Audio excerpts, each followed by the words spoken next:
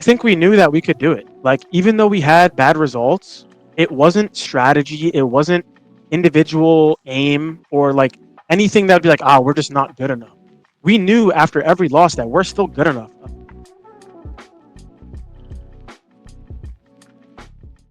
Hey guys, this is Pedro back with another interview covering VCT America Stage 1. For this occasion, I'm here accompanied once again by Valyn, the IGL of G2 Esports. We're coming off of a qualification to Masters Shanghai after defeating Crew Esports 2-0 in the upper bracket semifinals of the playoffs. So, Valyn, like I said before the start, you're looking like a very, very, very happy man. So, but still asking yourself, how are you feeling? How are you taking in this result, man? I mean, the honestly the biggest emotion I feel right now is joy. Sometimes there's like relief, sometimes there's sadness or whatever. But right now, I'm just so happy. Um, we weren't expected to come this far, so it's not like a relief that we qualified.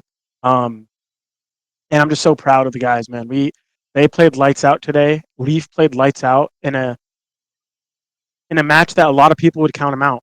I know a lot of people used to say, "Oh, Leaf in the playoffs, like when he was on Cloud 9, he messes up too much. He's not a playoff player. He doesn't perform in big matches." And today he came out and played the best Valorant I've ever seen him play.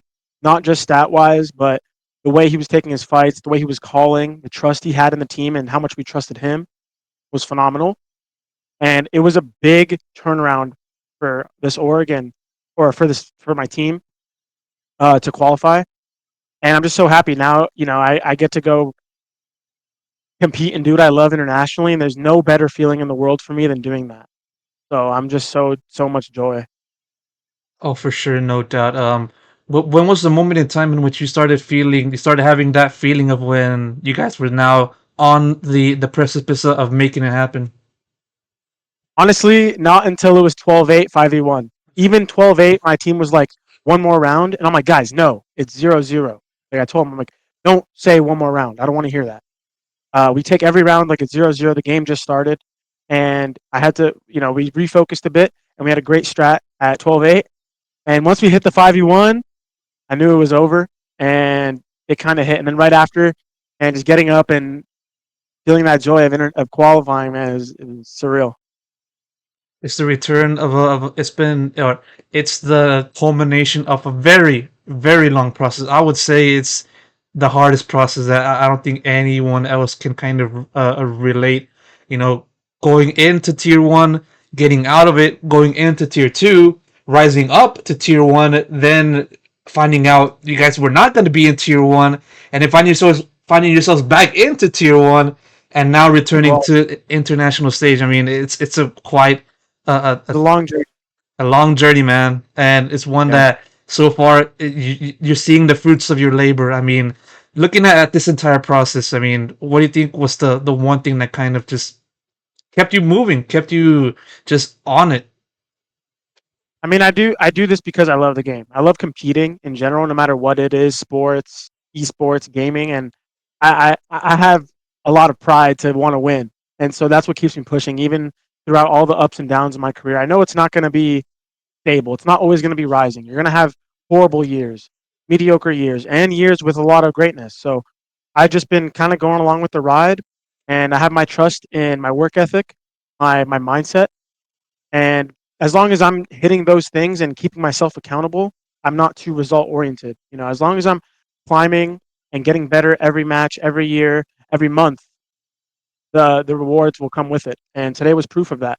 A lot of people counted us out ever since the beginning, and we just put our heads down and we grinded. Man, we worked so hard, especially with the new pickup in IC. We worked probably the hardest we ever had. The longest practice we've ever had, and it was all worth it, man. I'm so grateful, and I'm so happy for my team as well that they have proof that when we work hard together, greatness will come out of it, and it's just a matter of time. Yeah, for sure. And it's a massive turnaround for this guys, because I remember talking to you at the end of the regular season, and you guys were coming off of that loss to Loud, and then from then on taking down C9, a very good team in their own right, and now taking down a Crew Esports. What kind of prompted the turnaround in such a quick fashion?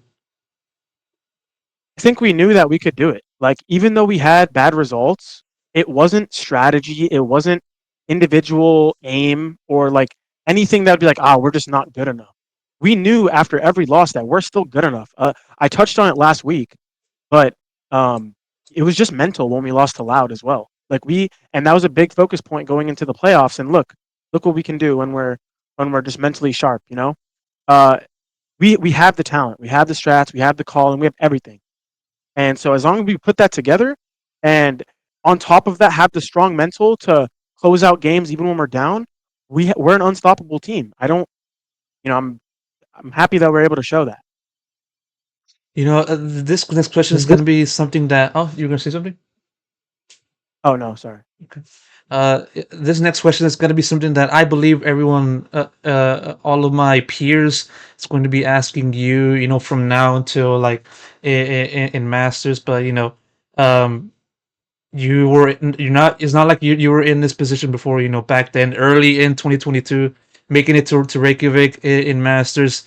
And now, I want to see how you compare yourself from that time to now this. Do you feel making it to this Masters is better, makes it a better feeling compared to when you make it when you made it to Reykjavik?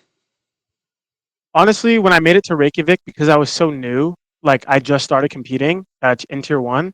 Honestly, I would say that was a better feeling in general, like because I couldn't even believe it. Like, oh my god, I just went from rookie, no one knows my name, to qualifying, like incredible run, Cinderella story type thing. So I was just filled with like so much happiness.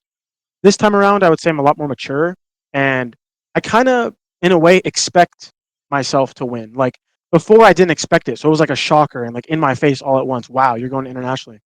But now I've had a couple years in esports, and I've matured a bit, and I'm becoming a better leader.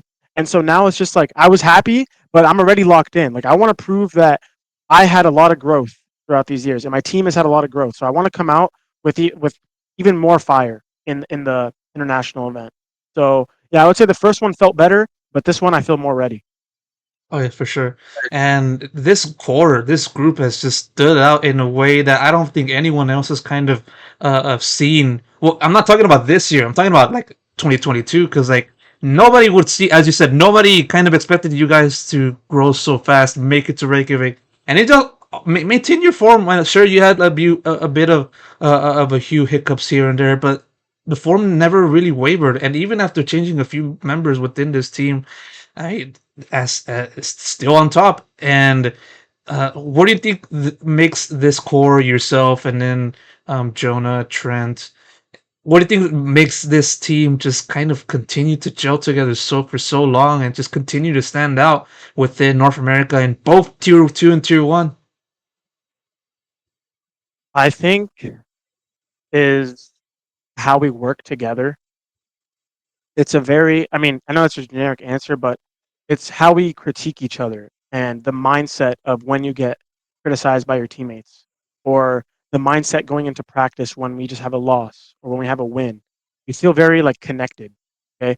Our mentalities are very similar. We don't really we argue, but we always hash it out, and it's all love at the end of it. And we argue out of love for the game and love for one another because we know we can get more out of each other. I'm probably the number one person that does that.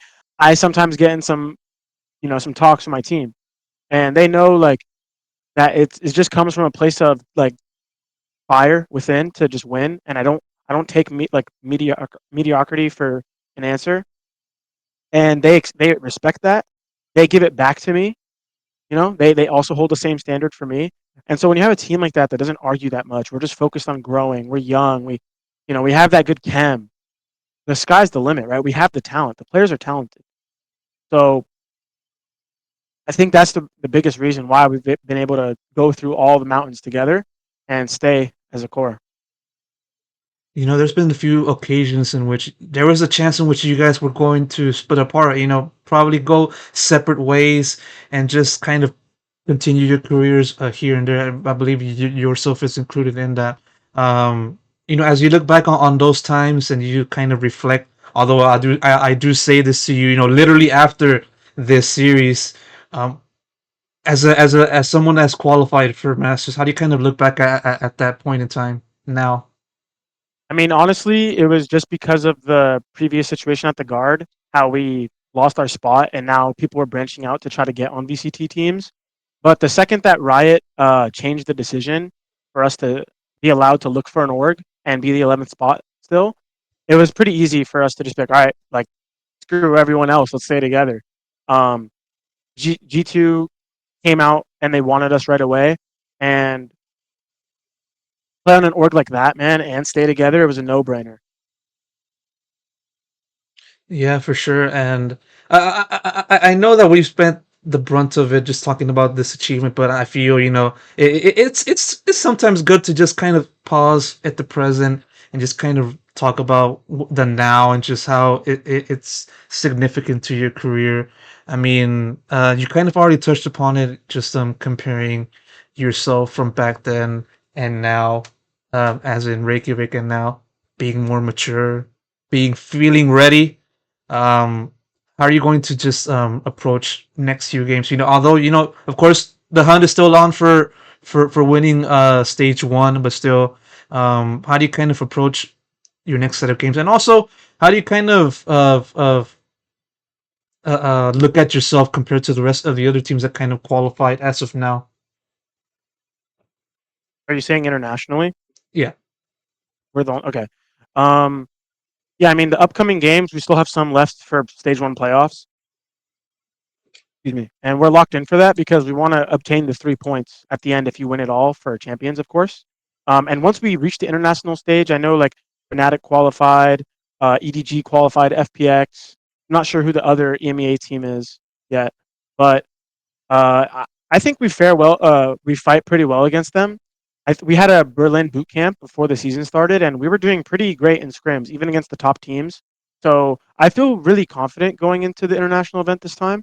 Um, I think Americas is the best region, and for us to come out and qualify in the Americas region gives me a lot of confidence going against the others. Oh yeah, for sure. Like I said before at the start, job well done, Valyn. Massive congrats to you. And yeah, nothing else to do but to just move forward, man. Best of luck goes to you for the next set of matches, man. Thank you, appreciate it.